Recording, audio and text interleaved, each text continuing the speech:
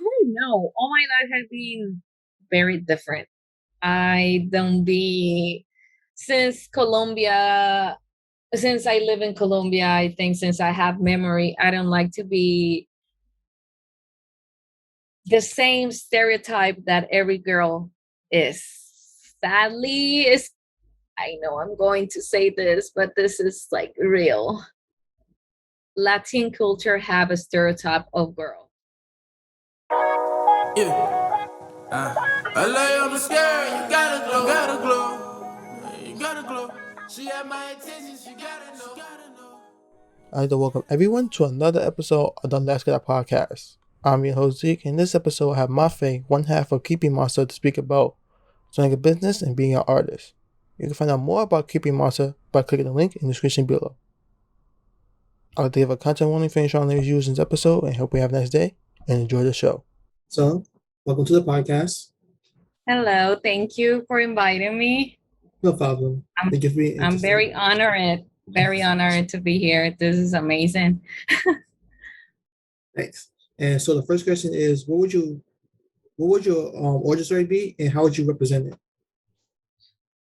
My origin, well, I'm a, I was born here in Queens, New York.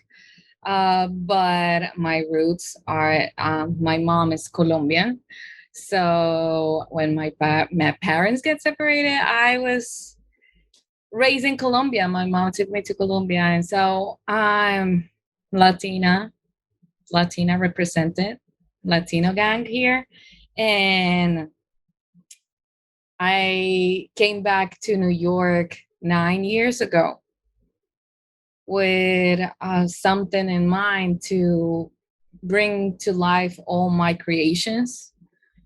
My background is graphic design, so I finished graphic design in Colombia, and right now I'm finishing animation and digital art.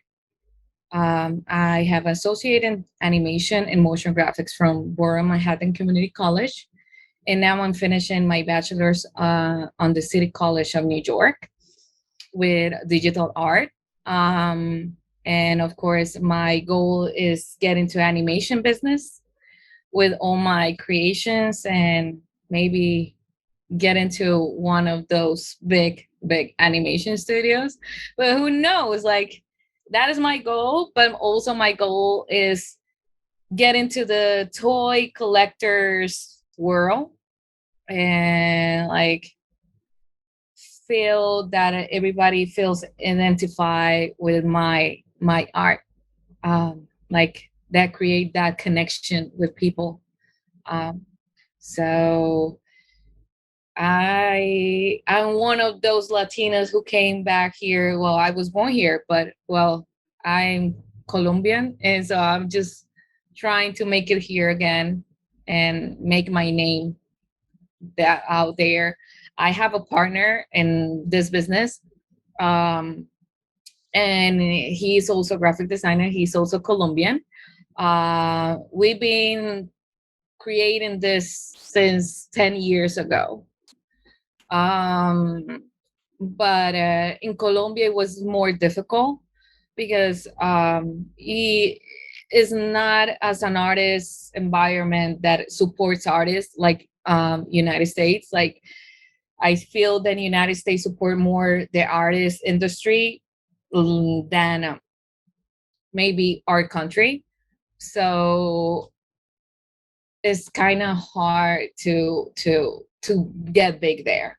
So he's here with me, but he couldn't make it right now to the interview. He was working. So but yeah, he is also a big part of this. I'm more a designer and he is more of the who manage the things, who the produce the things. So he also have a design. But yeah, I'm the main designer in this thingy. So we are trying to make it out there, and we feel very proud that we are trying to toys. Now we're making toys, and that's something that we wanted to do like for 2 3 years. Nice. So before we get into that, how would you represent your origin story? What kind of medium would you choose? My medium for my art, right? Like I I'm very old school. Like when I start drawing pencil, paper. That is my main. But 4 years ago, I started drawing an iPad. So for me right now, digital art becomes something that is very important. Um, make it the life easier, right? Also, I'm a painter, so I paint big paints, and I do oil. I paint in oil, and acrylic too. Also watercolor. But I focus in oil. So transfer my old world to this digital art is being rough, but at the same time it's being very fun because it makes the life easier for you. So it's kind of like, okay, I don't have to take a good photo of this. I don't have to scan this. I have it already here. So I just transferred from an iPad to a computer and I can do whatever I want with it, right? So it makes the life very easy. So right now, yeah, digital art is my main right now. Got it. Got it. And with digital art and animation, I did a little animation before. It's very tedious. So with animation, what kind of keeps you going with do all that? Uh, what keeps me going? Working hard. My mom and my auntie and my cats. Yeah, I have a small family. My mom and my auntie are in Colombia. I'm here by myself. And well, I have my friend. He's been with me for all this time. So yeah, is that is my motto. Have them good. My mom, they feel very, even though that I didn't make it big yet, or like I'm not the big artist or anything, they feel very proud of me. Um, and I love them so much. So that is my goal. Like keep it going, keep it going to make one day have them very good, financially and everything. So that is my every day when I wake up is like, okay, let's go to do this for them and my babies, my cats. They, if I don't have them, it will be so difficult to be here without my mom and my auntie. So, oh, so I brought one of my cats from Colombia. So, so yeah, that I think that is my motivation every day to keep going. And of course, I want to get better. I want to, for myself, I want to feel proud of myself. Right now, I'm very happy with what I'm doing. I like when somebody see my art and feel that connection, and they're like, "Oh, that's me," or "Wow, I love the style. I love the aesthetic." So that is feel you like is warm for my heart to make that connection with the people with my art. Got it. Got it. And since you've been doing this for like 10 years, how have you like grown and changed over the last 10 years? Oh, it's been a lot. The aesthetic keeps the same because my idols are Tim Burton, Hayao Miyazaki from Studio Ghibli, uh, Mark Ryden is a famous weird painter. John Vasquez is the creator of Invader Sim. So it's a combination of cute, kawaii, but at the same time creepy with this little spice of Halloween theme. So that doesn't change at all. What it changed is like, of course, my skills got better. um, the movement, the characters, the faces, the emotions, I can express it a little bit more. Um, the deep, the shadows, like that, of course, with the time involved a lot. And still, I'm still learning. I'm still evolving. I'm still trying to get better with my skills to be better every day. But yeah, it changed a little bit from then and now. Just a little bit, not too much. And let's go to like the beginning. So what kind of got you into like designing and art? Wow. When I was a kid, I wanted to be architect. I was into creating buildings, designing buildings, because one of the my in my high school, they make us to make the thing for our house. So I did my house in a small scale with all the small details, even my dogs at the time, I did them. So it was very fun. But in the moment that the last year when I was going to graduate, I knew the architecture have math. I'm good at math. I was good at math in high school, but I didn't want that for my life. So I make my research, and in Colombia we don't have animation schools. I don't know now. I'm talking like long time ago, like 15 years ago that I graduated. So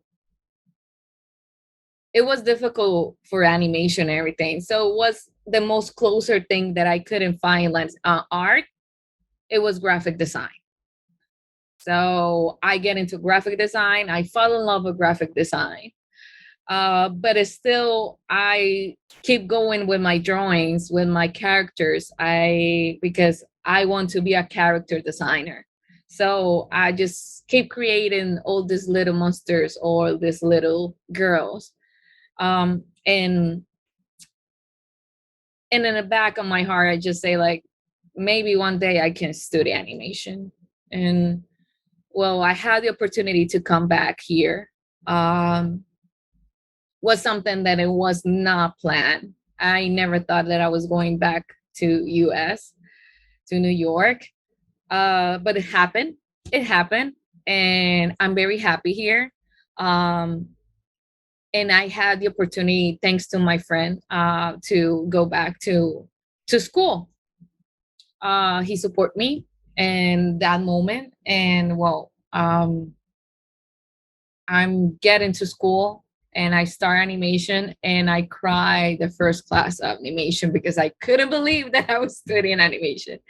So yeah, that is, I think that the motivation, it was there. It's good that I have my background as a graphic designer, but I think I remember I met in a New York Comic Con one of the members of Good Charlotte. I don't know if you know that punk rock 2000 music group. So that was one of my favorite bands in the moment. And one of them um, is graphic designer and also illustrate. He do illustrations and animation. He had his stand in the artist alley, and I know he was the one who designed the video for Predictable.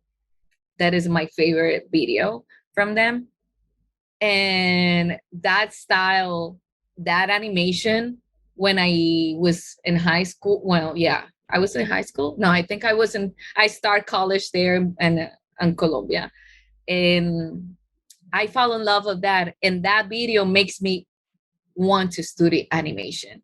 So when I met him and I told him that, and it was something that I think I feel so blessed because I told him to one person who made me get into animation. hey, because of you, your video and your animation, I decide to follow this. So it was something cool. Like that little spark that's saying, like, okay, this is a good path to go on. Like that sign you had. Yeah, yeah. So in New York Comic Con, it was an artist alley. I bought his book, one of his books animated, like the cartoons. So I was like, hey, you can sign me this. Like, I know who you are. I'm from Colombia and I follow you since day one because your animation video, let me go like study that. And I'm finishing my school right now. So I just have this semester and I'm graduating. So it was very cool. That was 3 years ago. Nice, nice. And since you like work with a partner in the business, how is that bouncing each other ideas off each other, building with each other? Oh no, he's a person that he really likes my art. And he have his own style too. So his style is very simple. I'm very detailed. So we contrast each other, but he don't have too much time to design. I don't have too much time either, but I'm focused more in designing. So he just likes what I do, and he we share ideas. Is like, hey, do you saw this? Like, yeah. Oh, I'm doing this. Do you like it? Do I change something? Mostly we don't change anything. We have really good like connection in the art, and we just trying to get better is in the production part to make the things good. The people don't complain about any malfunction, or if broke is bad, the quality is not good. So we focus more in that, because like the design part, I think he really likes what I do, and I'm happy with that. I'm very happy that he support me and with my art since day one. Um, he also have a really cute designs, but he's more simple. So those designs, I think we're going to create another line of Creepy Monsta, or that line, to make his designs go in another in his direction. So we maybe going to have two different lines. But yeah, for the moment we are trying to stay with the creepy cute aesthetic. Got it, got it. And earlier you talked about like toys production. How's that whole process been? Oh, it's been hard. It's been hard. We fall in love of that because we went to in 2018 or 2000, yeah, I think 2018. We went to Five Point Festival in Brooklyn. That was one of the first conventions that we went to see like collectors. Like the line, it was big. Like one toy was more than $500. One small toy. And I'm like, are you fucking kidding me? Like that small toy is $500, and more toys like depends of the like the artist. It was a thousand something, and people buy it, and I was like, oh wow, that sounds nice, and you can make art and you're happy and you make money, so why not? And it was really funny because I met another artist that I follow long time ago, um, and I have a picture with that with him, and like he is amazing, and it was really cool to see like, hey, this is are the artists that I know that I follow a long time and they are here. So I was like, oh my god, this is amazing. I want this. You like it? And he say like, yeah, this is cool, we should try. So we did our research how to make toys, how this. The problem is both we work. He work really hard. I'm going to school. I have to work, and I don't have too much free time. So how we do this? Oh, okay. So a lot of people start with resin, make them molds and all that. We don't have time for do that. So we bought a 3D printer. So that was our PLA. So it was like a filament that it calls PLA. So it melts like the filament, like the plastic, and it starts creating the toy. It was fun. It was really good at the moment. But of course, technology advances every year and everything gets better. And right now, the toys is much easier to do it with a 3D printer resin. So we are doing that right now with the 3D printer resin. I'm not good in 3D yet. So I have my classmates who are good in 3D. They help me. So I pay them for his work because there is work. So I pay for their time for their work. I give them my design and they transform it in a 3D model. Of course, they do an amazing job. Um, Shout out to Nico and Joel. They are my friends who are help me with that. They're amazing 3D artists that I know one day they're going to make it very big. So I'm very honored and proud of them and they work with me. So right now we have 4 designs of toys. Mm, and we started doing it in a PLA. So we have a lot of bunch of them in PLA. And right now we are creating them in the 3D resin. Um, and they debuted in the Brooklyn and then in Brooklyn Comic Con. Nice. And like see like delegate, you see you find people with skills, you like I can use them and pay them for their skills. And then in turns makes it easier on my end. I like that. Yeah, yeah. Like I have to like we have to support each other. Like an artist in the artist environment, if we don't support or help each other, like it's going to be difficult to everyone. I'm not a envy person. I'm not a jealous person. I want everybody to get good, everybody to get famous, everybody to get big, because like that way we're going to be happy. Like the main goal of our life is be happy, do what we love, and for me that is the most important thing in being the artist environment. uh, so it's really good that to see my classmates that like they're so good, like hey, let's work in this, maybe one day, you never know. Also you can use it for your portfolio, so let's do it. And they had time at the moment. Right now they don't have so much time. So they have time in the moment and I'm very grateful for that. Yeah, and then when everybody gets bigger, you're like, hey, I know somebody who can help me with this, be part of the company, be a bigger company. Everybody, that's Yes. true. It's feeding. Yeah, that's true. So how is studying animation in terms of a classroom setting?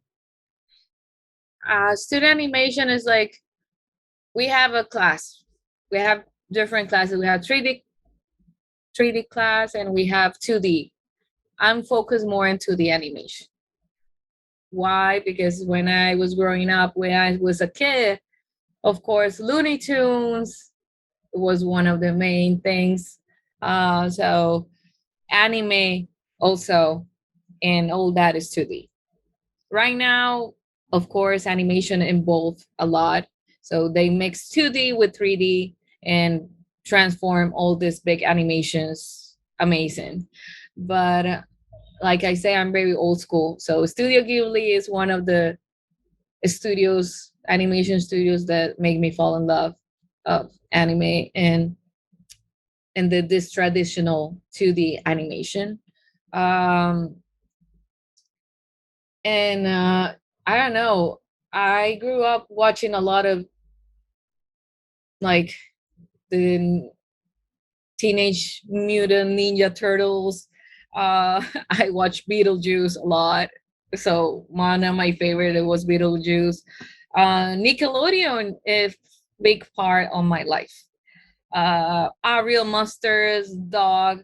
Um, ah, my God, it's like amazing. Invader Sim. So it's 2D animation for me is one of my main goals. So studio animation 3D is being very hard for me. We have the classes. I have an amazing professors. Um, I have Jamal Sullivan. He is from the Borough Manhattan Community College. He's an amazing artist. He worked in a lot of projects and feel honored to work to be one of his students. And he teach me and keeps teaching me a lot because like till now I have contact with him because I work as a TA now in the Borough Manhattan Community College. Um, and right now I have Pilar Newton. Pilar Newton, that is she worked in one of another favorites that is Courage the Coward Dog.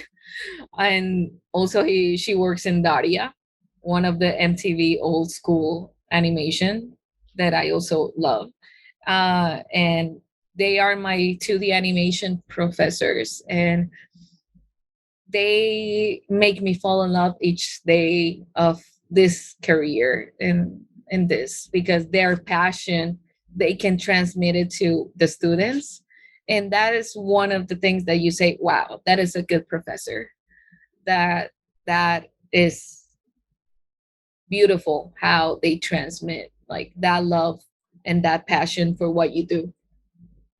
So I think I've been very blessed in this moment of my life studying animation because I found them. Nice, nice. Oh, it's good to have people who believe in you. Sorry. It's always good to have people who believe in you, and then Yes, it's you true. think, It's true. And more than that, they see your progress also. yes. Mhm. Business animation. So, of all designing and everything, what have been like your favorite part about the whole process? The process of creating all my art. It's been a long process. Uh, it's been a lot of self acceptance too. I think when you have like that thing in your brain that it says you're not good enough, you're not going to make it. There's a lot of people better than you. Blah blah blah. It's difficult, you know. Imposter syndrome appears a lot, and it's a big fight that you have to do it. I know I'm not perfect. My art is maybe for not everyone, uh, but I love what I do. I love when the people feel connected with one of my characters, with one of my little girls or little monsters. Um, of course, after I do something, I just want to redo it because right now I say like, okay, I can do this much better. And that is the progress. That is the progress of being an artist. Hey, I have this character from 2 years ago. Let's make it again, and maybe I can do it better. Sometimes it happens. Sometimes you have a thing in your head, and sometimes it's not going to happen how you have it in your head. But the thing is, keep going, keep trying. it's very frustrating when you have something in your head and doesn't came out as you have in your head. But I think that is the fun part of being an artist. Just let's try again. The sad part is like, of course, you don't live in this moment of your life of your art, and that is the difficult part.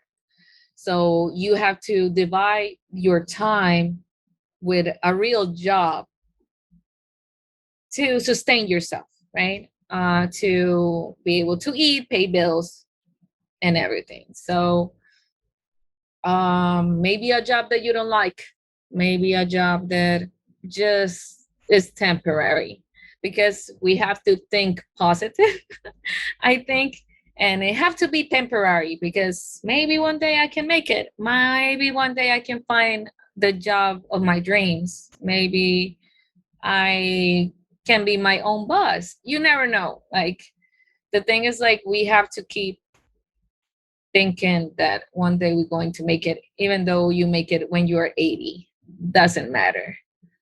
That is the goal of your life, right? But yeah, sadly, at the moment, we have to divide the time. That is what I compare myself in the school a lot with the kids that I study. I say kids because, well, they're really young compared to me. Um, so they are amazing. I feel like I don't know nothing. My art is nothing compared with these kids do. Oh my God, I feel so frustrated. But I have to analyze also, this is our different times. There are kids that still live with their parents. They still have a lot of time in their hands. Um, I have to pay the rent. I have to maintain and sustain financially my mom and my auntie in Colombia. I have to take care of myself, pay rent, bills, and everything here. I by myself. So I know it sounds like excuses, but at the same time, I know it's real that I have to divide my time. And they're young, they can dedicate all the time to what they love. So um, I try to don't be so hard to myself in this process because it's hard. A lot of artists have that is you we are very hard to ourselves. And it's not good. Right now I'm in the process that I'm loving what I'm doing, even though I know it's not perfect, but I create this and I'm proud of this. It's been a long process to feel and say that, but I'm very happy what I'm doing right now. Be kind with yourself. That is the first thing. Yeah, most definitely. Because sometimes when I do art itself, I see most of the mistakes instead of what I made, and I'm just like, you just gotta put it out there because you kind of already finished. You just gotta do it. Yeah. Yeah. I know, like, I take too long to put my art out there because I feel there was not enough. I feel that it was not, people not going to like it. I came back to this country and I see all this different kind of arts. And when I went to the 5 Point Festival, I say like, hey, I think maybe I have a little opportunity to show my art and maybe one person like it. So it was very inspiring for me to see all these artists showing what they do. All this small business, all the small business owners, artists who put their things, is there putting their heart and their passion out there only for only maybe one person to like it. So I feel very inspired and I decide to do it that 4 years ago. Nice. And so we do like convention stuff, we put artwork out there. Is it nerve wracking when people walk past it and try and analyze your work?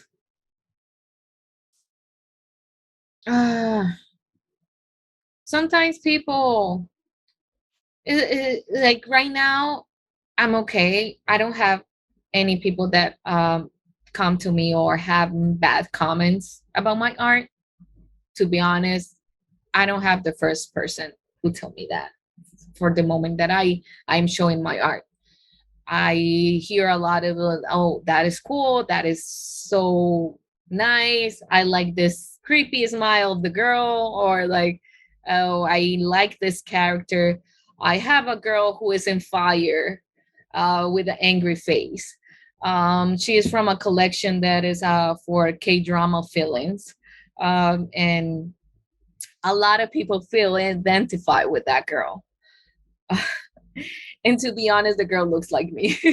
And I didn't notice. I A lot of people in the Brooklyn Comic Con, they say like, hey, this girl is you. And I'm like, no, that was not the idea. But now that you say, yeah, it looks like me. So I think the art look have something that I have to reflect the artist, right? So I just reflect some of the feelings, some of the own experience in the art, I think. And I think that is the good thing. You are real. And a lot of people don't understand maybe that right now something happened with the art field that is like, if I don't know it, I don't like it. Sadly, that is the truth. And that is why a lot of people don't get into new art, because they have to know it to be able to like it. So like original unique art is not popping out or is not going out too much, is because of that. So like you have to know this character already to like it.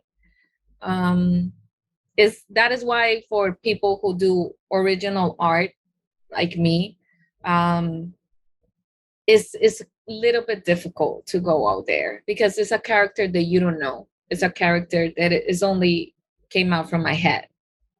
So you have to trick sometimes to get out there, and maybe use a little bit of different things that already exist to put it together and combine it with your unique art to start to let the people know you. So that is, I think, well, that is what is happening right now in the art. So but it's still, I'm very happy with the reaction of the people. um I'm not big yet. But I'm very happy with the small amount of people who buy my art. I'm very thankful and I'm very grateful that how much they like it, and how much, oh yes, I love it, my mustache top. So I'm very grateful. I'm very happy to people who appreciate my art. I'm very honored that people buy it, right? So when you choose that day, it makes me really happy. Thank you so much for doing it. No problem. Nice. So let's see what else. So then all of this designing and everything, and you see how like you subconsciously put your identity into it or your emotions into it, and then other people is like notice it. It's like very funny how our brains operate when we create things. Hmm. Yeah, is that connection that you make with the person is, I think, is unique. And is what it makes me happy to make art in this moment when I go to events. um Before, I was thinking just to oh, okay, I do my art and I put it out there. But in the moment that people feels like, oh, that is me, or just like, oh, look this girl. And so a friend say like, oh, that is you. It's it's going like, it's like, oh, that's cool. Like they feel identified with that character, even though maybe it's just a new character. It's not something that exists that you know already. It's just a new character that is show up. So it's nice. It's very nice.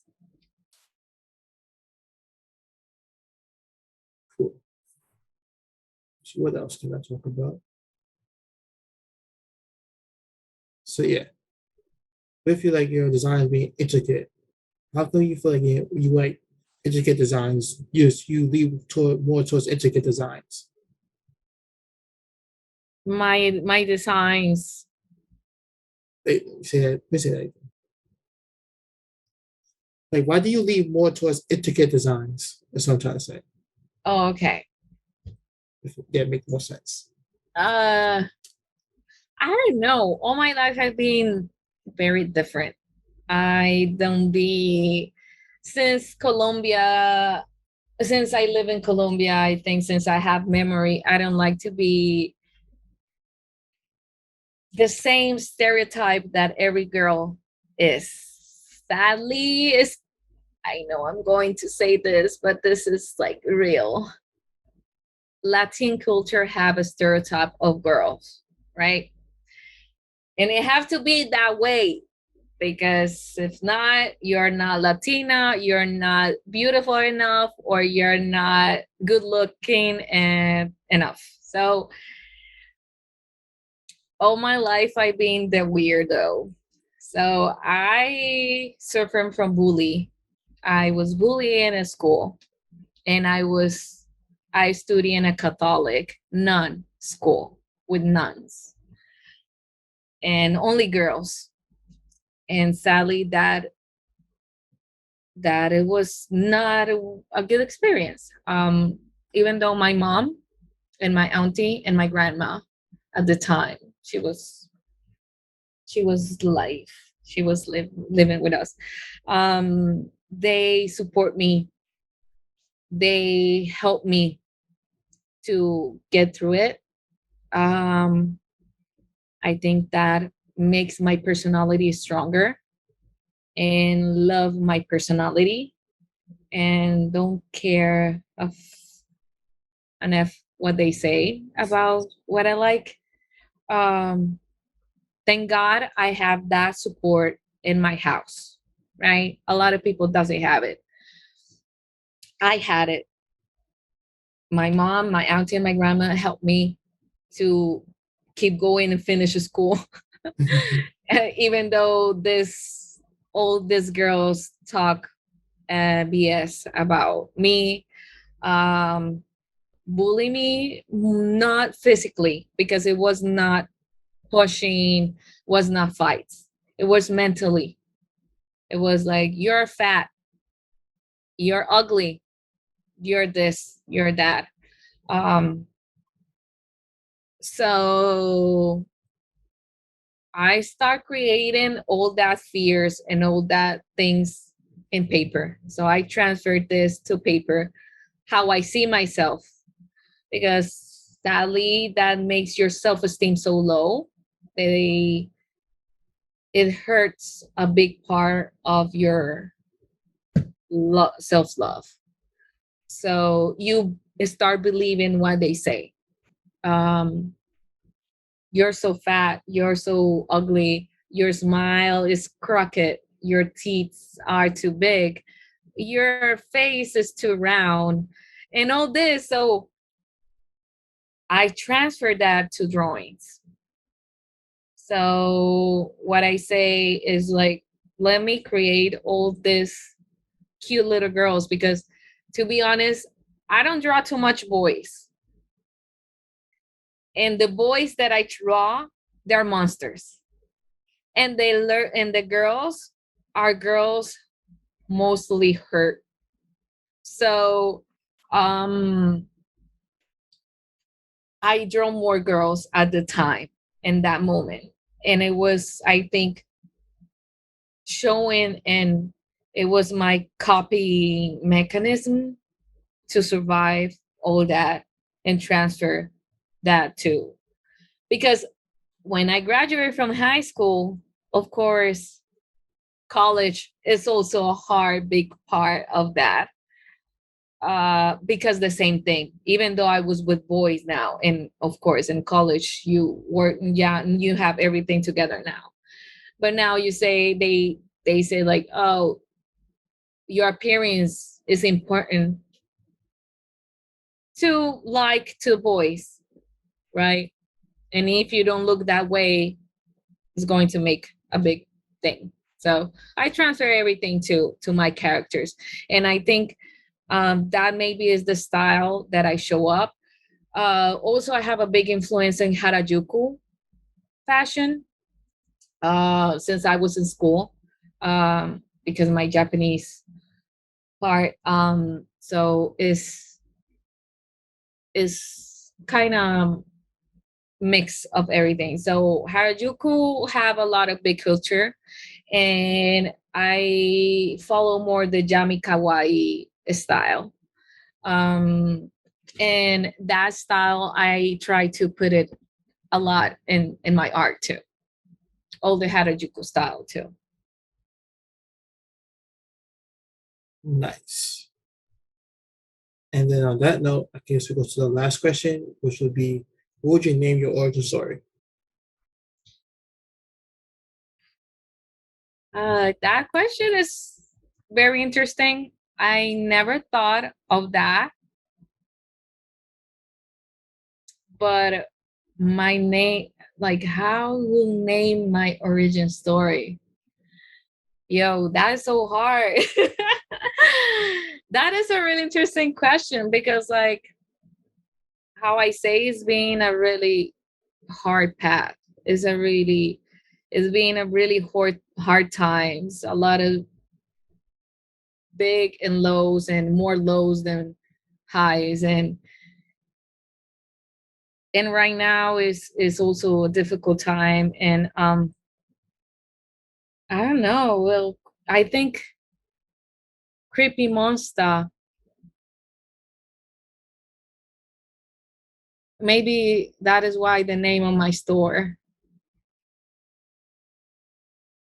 Yeah, surviving um monster zombies who are dead but are still alive and keep going.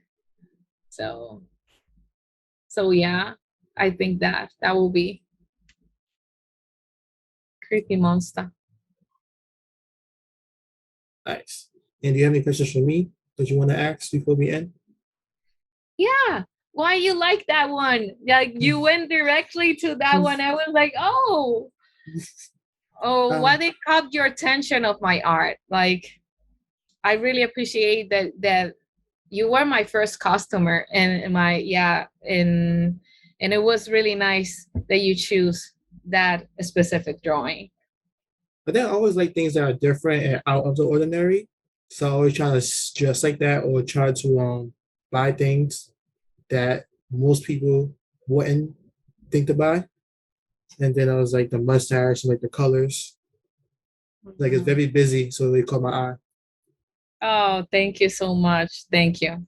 That was, I really appreciate it. Appreciate you. And I'm very happy to be here. I really appreciate that you sent me this invitation and talk to you. You're an amazing person. You're so sweet. And thank you so much for having me here. It's amazing. This is another experience that I'm never going to forget. Thank you so much. No problem. Welcome anytime. Thank you so much. All right. And then we can end there. That brings another episode on the Let's Get Podcast to a close. Again, you can find out more about Creepy Monsta by clicking the link in the description below. For next week, I have Christian Mack to speak about being an artist. I hope you can have a nice day, and I hope to see you there.